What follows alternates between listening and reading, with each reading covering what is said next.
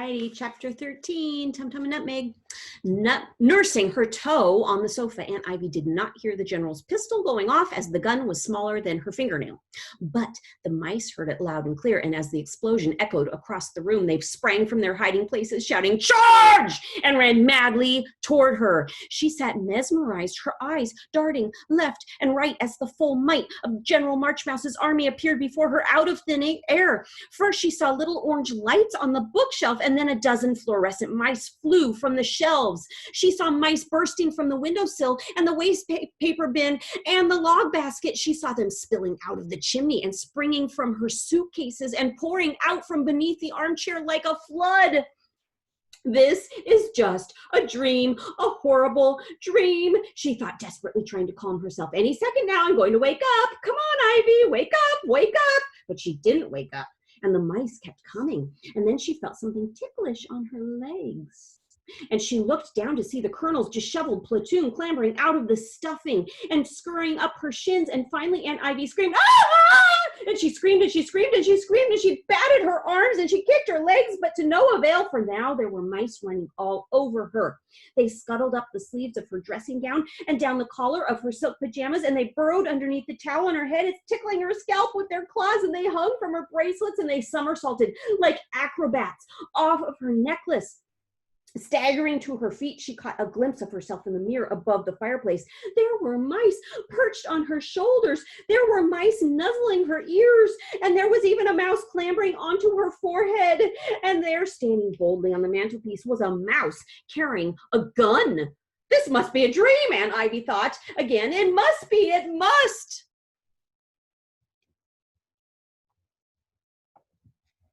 Suddenly, there was a sound of footsteps in the hall, right under Aunt Ivy's nose. General Marchmouse pointed his pistol into the air and fired it 3 times, signaling a retreat.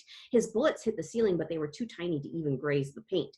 The army scampered back into their hiding places so fast that by the time Mr. Mildew poked his head around the door, a few seconds later, there was not a mouse in sight. "Ivy, what on earth is going on?" he demanded. "Anyone would think you're being murdered." "I am, Walter, I am," she shrieked, looking down at her body in horror. "I am being murdered by mice." Mice? What mice? Really, Ivy, are you feeling quite right? "They were here, Walter," she cried. They were. There were dozens, hundreds, thousands of them, a whole army of fluorescent mice. And they were armed, Walter. They were carrying guns." "Ivy," Mr. Mildew said gently, standing in front of the bookcase, inches from the brigadier's nose.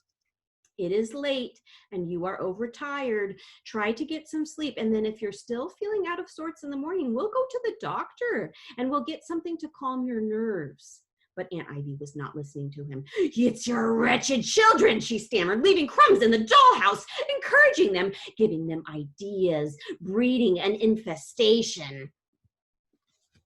"Now, go to bed, Ivy," Mr. Mildew said firmly, and then he shut the door and went back upstairs. He supposed his poor sister-in-law was having some sort of turn, but he had spent another frustrating day trying to make his hungry house mouse work, so he was feeling less sympathetic than he might otherwise have been. The general waited tensely behind the flower pot, and when he heard Mr. Mildew's study door bang shut, he stepped forward and he let off his pistol again to signal the second charge. All at once, the mice leaped back out of their hiding places and raced towards Aunt Ivy. They knew now that she was more frightened of them than they were of her, which made them even bolder. The brigadier climbed right up onto her long nose, and the colonel sat on her pointy chin, and then when she shrieked, he could see right inside her mouth. Goodness, he thought, looking at her huge tonsils and the deep black chute beyond. If I were to fall down there, I might never get out again. I might have to live the rest of my life inside Aunt Ivy's stomach. He shuddered and jumped down onto her shoulder. Blind with terror, Aunt Ivy ran into the kitchen and fled through the garden door. Walter, do something!" she shouted as she stumbled across the lawn, her feet sinking into the snow, and then she tripped and collapsed under a pear tree with 215 fluorescent mice scuttling all over her. Fearing Mr. Mildew might reappear, General Marchmouse stood on Aunt Ivy's forehead and fired his pistol 3 times again, sounding another retreat. As the mice were hurtling back into the kitchen, a light flashed on in the attic. Arthur and Lucy appeared at the window and peered down at their aunt in amazement. And then Mr. Mildew's head poked out of the window on the upstairs landing. "Ivy, what exactly is going on now?" Mice, Walter, she wailed miserably. It's those confounded orange mice again. There are no mice, Mr. Mildew said, speaking slowly and firmly, but not altogether unkindly. Now come back inside, please, Ivy, for all our sakes. The chill night air bit into Aunt Ivy's skin and slowly brought her back to her senses. It was a still, cloudless night. Nothing was stirring. She looked down at her dressing gown, at her arms, at her hands. There were no mice there, only a few little hairs which her eyes were not sharp enough to see. Perhaps I did imagine it all, she thought weakly. Perhaps Walter's right. Perhaps I am going mad. Now come inside, Mr. Mildew called down again, and finally Aunt Ivy got up and limped back towards the cottage. She hesitated a moment at the garden door, her hand trembling on the knob. Pull yourself together, Ivy, she said to herself firmly. There is no such thing as fluorescent mice. Walter was right. You are overwrought. Taking a deep breath, she walked into the kitchen, and from all around the room, she was watched by hundreds of twinkling eyes. General Marchmouse had repositioned his army. As Aunt Ivy pulled the door shut behind her, she heard a rustling sound coming from the laundry basket. She swung around. She saw something orange glinting through the wicker.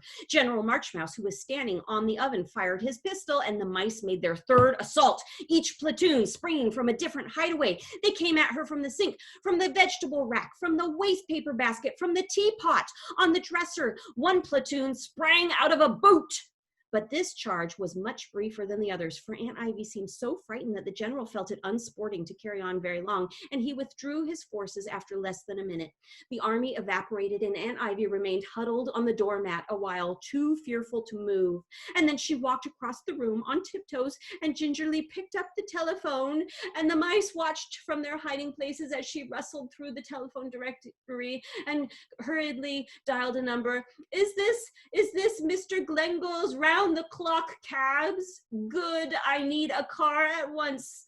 20 minutes? No, I need one now. I'll be dead in 20 minutes. Where to?